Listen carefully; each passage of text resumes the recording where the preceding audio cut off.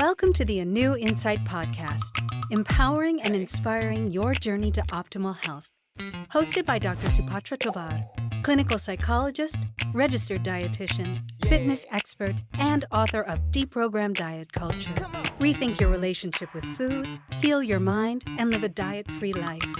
I follow my guests' journey to optimal health, providing you with the keys to unlock your own wellness path. Tune in and evolve with us. Hello, everyone. I am so thrilled and honored to have esteemed trauma psychologist and multi-channel eye movement integration expert with us today, Dr. Maria Gear Haugen, otherwise known as Dr. H, with us today. Dr. H, hi. So happy to see you. So happy to see you too. I'm so Yes. excited to interview Dr. H. I met her at the American Psychological Association conference in my home state of Colorado earlier in August, and was so impressed by this new type of therapy called MEMI, or Multichannel Eye Movement Integration Therapy. And so I really wanted to have her come on board so that we could learn more about her and about this really interesting therapy for trauma. So before we get into our questions, I'm going to read just a little bit about Dr. H, and then we will dive right in. Dr. Maria Gear Haugen, known by many as Dr. H, is a trauma psychologist with a unique background in spanning mental health research, consulting, and clinical care. She has dedicated her career to helping trauma survivors find healing and resilience. After successful work in consulting and earning her MBA from Columbia University, she shifted her focus to psychology, earning her PhD with a specialization in trauma and spirituality. Dr. H has served veterans with PTSD at the VA, worked with children and adults facing trauma, and developed innovative healing approaches, including multi-channel eye movement integration, or MEMI. Today, she trains providers and works directly with clients to help them recover from adversity with compassion and clarity. Dr. H, welcome. Thank you. Wonderful to be here. Well, it's wonderful to have you and to have somebody with such a really unique and interesting history. And that's how I usually like to start off my podcast, is really understanding people's inspiration to do what they do. So you have had quite a fascinating career. It started in research and consulting before it turned fully towards psychology. Can you just share a little bit about that journey and what led you to focus on trauma? You know, it really has been a journey, and in a way, it's been a circle, because I did start with psychology as an undergrad. I was a double major in psychology and theology, and so those threads are moving through my life. And after I did research for a while, I got really interested in data analytics and focused on that for a while, which, along with organizational change that I was interested in, leadership styles, I decided to transition pretty early in my career and get that MBA at Columbia. It was a focus on internal systems and nonprofit and public management, which was, in a way, a consistent thread into mental health, I thought, at the time. And so I did that consulting for many years in Washington, D.C. and in the New York City area. And I remember to this day a moment when I was walking down in D.C. somewhere, and I was about to start my own consulting firm, which entailed hiring employees and setting up a structure. And I thought, gosh, is this what I want my legacy to be? And I thought, that's an important question.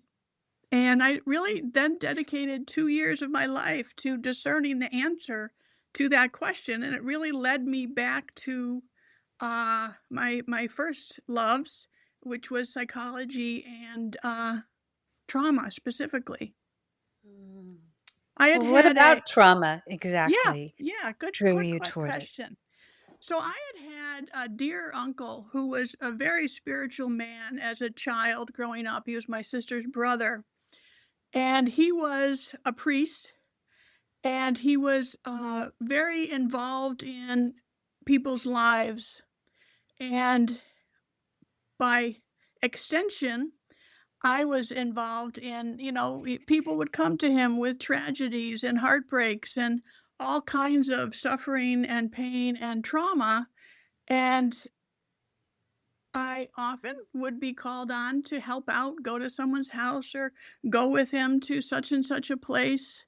And I think I really learned compassion and respect and attention to people who are suffering, people who are not at the best points in their life and yet deserve respect and compassion and care.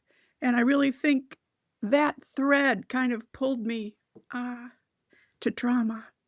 How beautiful. I love when our own family especially inspires us to do incredible work. And I do think that Yeah. many psychologists are inspired either in a negative or a positive way by their Hmm. families, Hmm. to help others recover from similar things or from the Mhm. things that we're most interested in.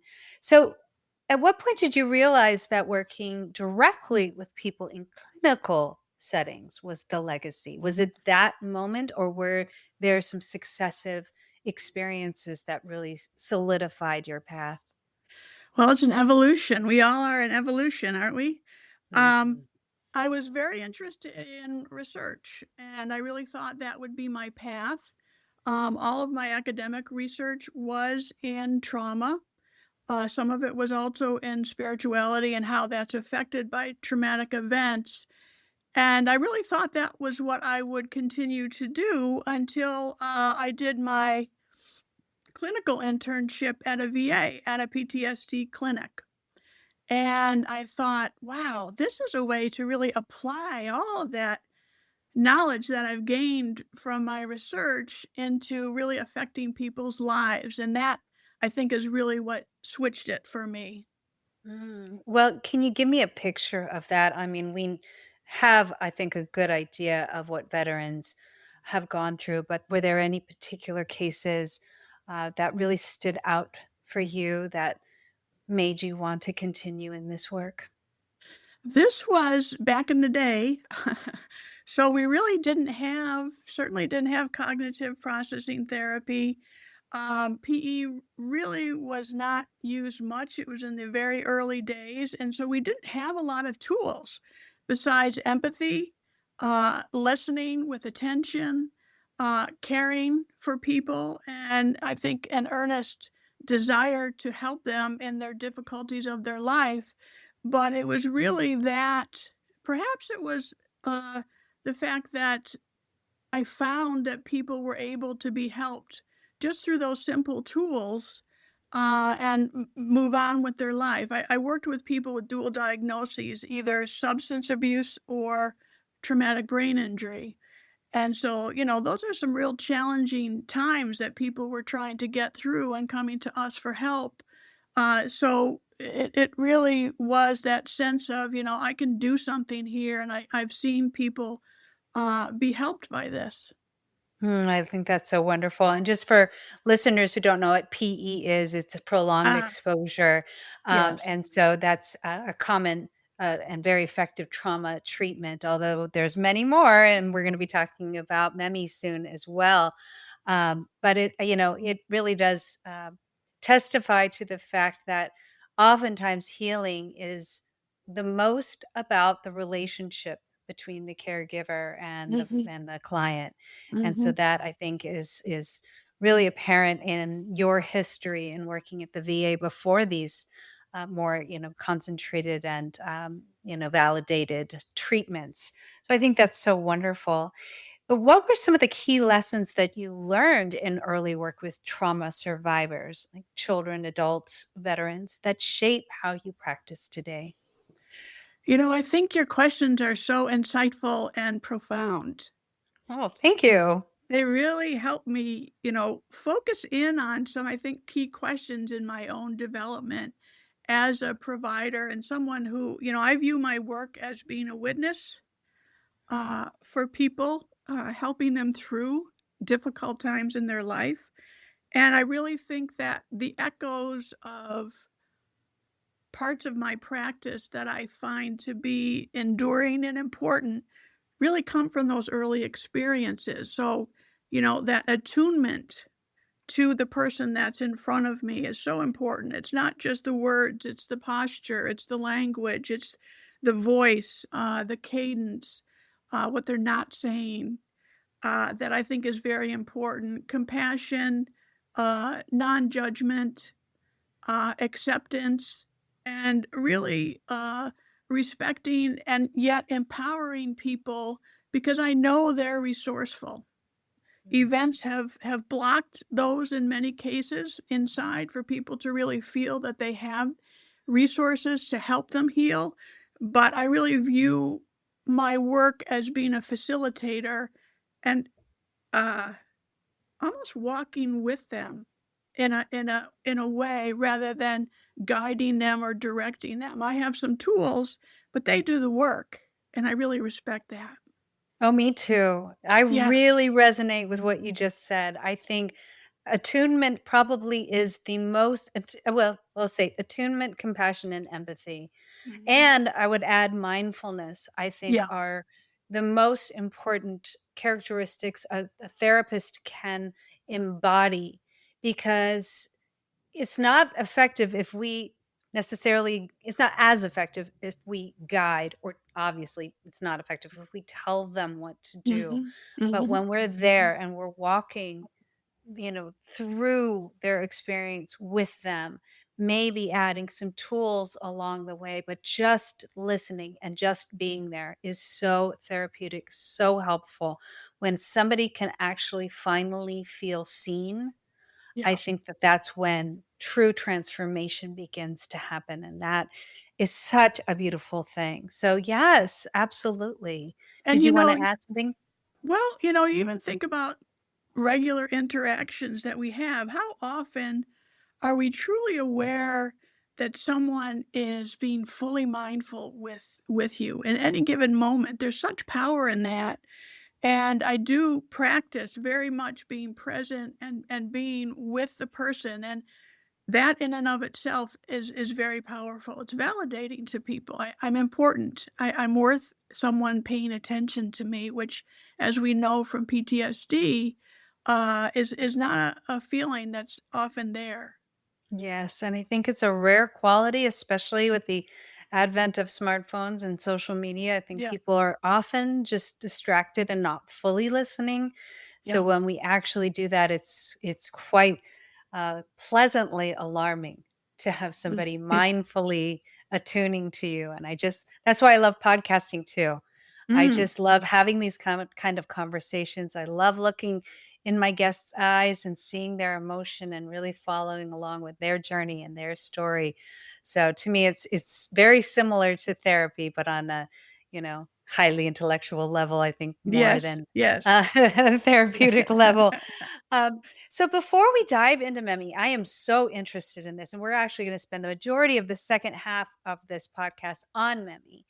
Okay. I just want to hear about your experience with traditional evidence based therapies for trauma. What do you find helpful and what do you find limiting? We just mentioned cognitive processing. We've also mentioned prolonged exposure. But if you could help listeners who don't really understand the kind of different types of trauma therapies out there, give us just kind of an overview of your thoughts about them and their effectiveness. Well, this is in my experience. As I say, I started with an exposure-based, therapy, which basically means that the person, is coming to you about an event, normally what we call capital T traumatic, and, it's disrupting their life. It's getting in the way of relationships, of work, of things like sleep, and even going out in public or attending family functions. And so there's always some level of dysfunction in people's lives, and no one wants to operate with that. And so they come to someone to help them get through that. And so with an exposure therapy, And I've done prolonged exposure and narrative exposure and written exposure therapies, but the general principle is you talk through the details of the event, or you write about the details of event in the case of written exposure therapy, and you do it repeatedly. And the idea behind this kind of therapy is that the exposure itself, the exposure in your mind to this event on a repeated basis kind of habituates us to the effects of that event. And so our symptoms go down. That's the idea with an exposure therapy. There's also a more cognitively based therapy called cognitive processing therapy, which I've used very many times. That's based on the idea that thoughts are that we have about events. So have some kind of trauma in my life, and because of that, I believe I'm weak, or I'm no good, or I'm not worthy of good things, or I should have done this, that, or the other. And the belief there is the theory behind that is that those beliefs really get embedded in our minds. And of course, what we think affects how we feel, what we think affects what we do. And so they really see in that triangle of thoughts, beliefs, and action, or emotions and actions, that thoughts are central. And so the focus is on changing those thoughts to be more reality based and more balanced. And I have had people and with children, I really did play therapy, Mm. which continues to this day. But my practice has pretty much gone in the direction of adults. And so my experience is that for some people, they're really effective. If they're able to be pretty verbal, everyone's not. To be able to talk about the details in great detail about your trauma, everyone's not able to do that. The dropout rates for those are very high, exposure rates are very high. There continues to be research indicating this, as well as for CPT, because the time commitment, if you're paying for it, the cost, it's anywhere from, 12 to 15 sessions. And so that can be prohibitive for people as well. And so, although I saw many benefits for some people, I also saw people who dropped out. I saw people who would start and then get frightened. This is too much for me. They just couldn't manage the reactions that they were having. And so I certainly continue to offer those options to people, but I've found over time that the number of people that we can help with those approaches is really limiting. There are Mm. just too many people who aren't able to either tolerate it, afford it, or even avail themselves of those kind of therapies. Wow. Yeah. They Mhm. they certainly are limiting, and I'll throw into the mix.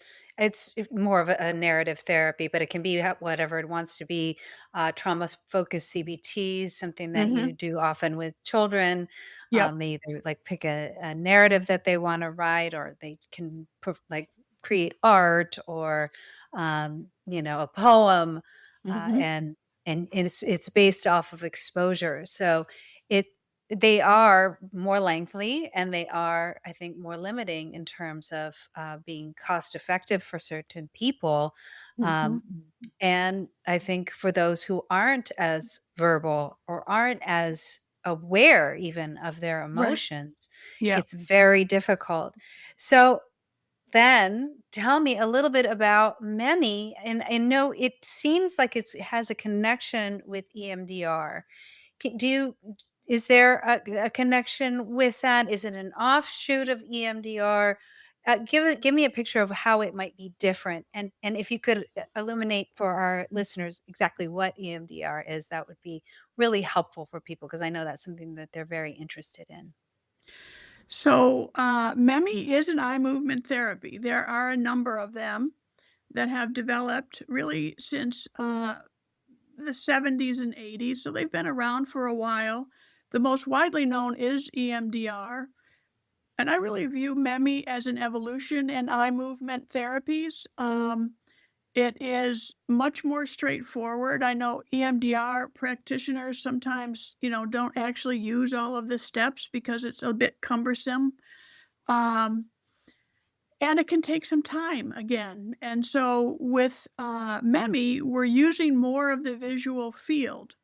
So all of the other eye movement therapies deal with this kind of movement. Actually, with EMDR, it's right at your eye level. Right to Same left. with brain spotting. You're going back and forth like this. Well, there's research that indicates that the brain functions according to different parts of the visual field. And this research goes back close to 50 years that indicates things like when I think of something in the future visually, my eyes tend to go up and to the right. When I tend to recall something from my past, a visual, it tends to go up to the left. In fact, you probably hear the FBI watches people's eyes to understand if they're lying or not. And so this is not new research, but the application of it as it deals with trauma with MEMI is new. So we use the entire visual field, which helps the brain. It disrupts the pattern of the brain because we're disrupting the normal eye pattern that we would use as you're recalling an event. And by doing that, it really changes some structures in the brain and calms the limbic system, which is what causes a lot of the symptoms of PTSD. Wow, that is, I think, probably the most simple and understandable explanation that I've had for these eye movement therapies. And explain exactly how MEMI is different. I mean, EMDR, you're saying the movement is usually right to left. MEMI's using all of the visual field. What about Mhm. brain spotting? If you could explain for people who don't know what brain spotting is, how is that different from brain spotting? Brain spotting, again, the idea is that and I'm not a provider in brain spotting, but I certainly know about it. You're looking for as a provider, one of the things that you're doing with MEMI is you're watching people's reaction as they're following your finger. I actually use a green pen because I think green is positive, and so I might use this green pen. And remember, with MEMI, and this is different also, it's sensory based. And so we're not asking them for the details of the event. They don't need to say a word about what it is. Often I don't have any idea what it is that we're working on. That doesn't really disrupt the effectiveness of it at all. But I do ask them for sensory elements of it. So when you think of it visually, is it in color or black and white? Is Mhm. it fuzzy or clear? Is it a still photo or is it a movie? And so we get set elements of that, and then I'll ask them, are there sounds connected to this event? Is it loud or soft? Is it words or sounds? Is it close or far away? And then I also ask for visceral elements. So physically, what do you feel in your body when you think about this event? And where is it located? What's the intensity of it? Does it throb? Is it sharp? So we're trying to get a sense of the visceral feelings. And then, of course, we ask for their visceral emotional feelings. So, what emotions are connected to it? So, those are all sensory and a little bit of somatic elements that we're asking them. And then in the session, I'm asking them to cast it on the wall behind me. Mm. They're casting this vision, the sounds, the way they feel in their body, the emotions connected to it over here, which is a way to help people separate themselves from the trauma itself.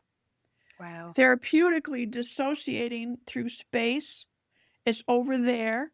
And so while they're looking at that, I'm doing an eye movement. And so they're kind of splitting their attention, keeping that in their mind at the same time that they're doing whatever the eye movements are. And through the course of the process, we measure change by first assessing at your baseline. So when you think about that, when you see that vision of this event, how intense is it? From 0, no intensity, 1, 2, 3, 4 is the very highest intensity. How disturbing is it for you? We assess the same for the sounds, for the physical sensations, for the emotions, and so that's our baseline. That's where we start.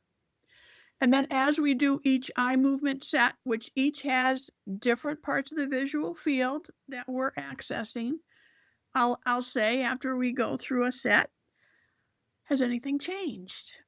How has it changed, and is it for the better or worse?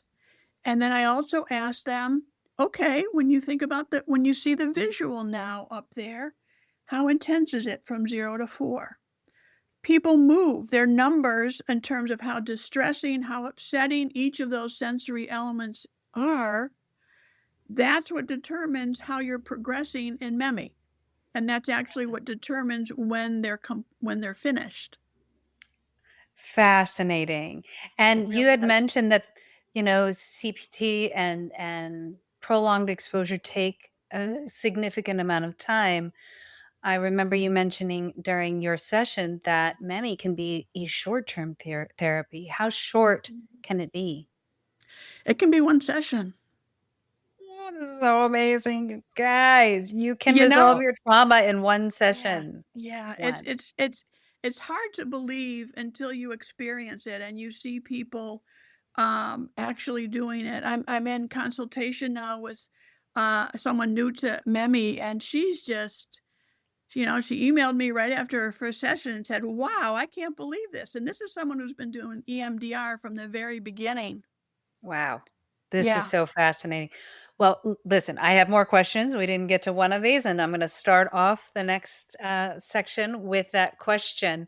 But you guys, this is really amazing information for trauma treatment. And I'm really hoping that you come back for the second half of this amazing interview with trauma psychologist and multi channel eye movement integration or MEMI expert. Dr. H. Dr. H, will you come back in just a second with me? Happy to do so. Okay, we'll see you again, you guys. Thanks for tuning into the ANEW Insight Podcast.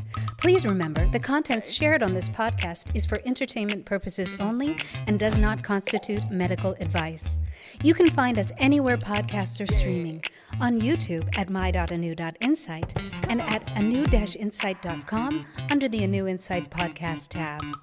And follow us on our socials at my.anew.insight on Facebook, Instagram, TikTok, and Threads for more updates. Tune in next time and evolve with us.